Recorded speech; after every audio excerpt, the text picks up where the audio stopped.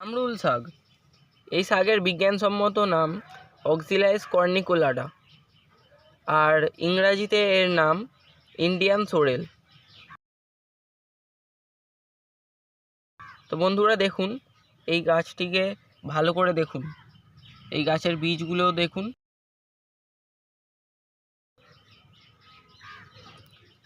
এই গাছ বাড়িতে যে কোনো জায়গায় জন্মায়, বাগানে, বাড়ির আনাচে কানাচে যে কোনো জায়গায় জন্মায়।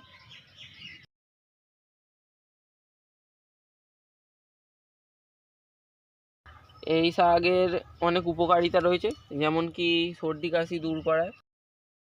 আর এই শাক চোখের পক্ষে ও পেটের পক্ষে খুবই ভালো।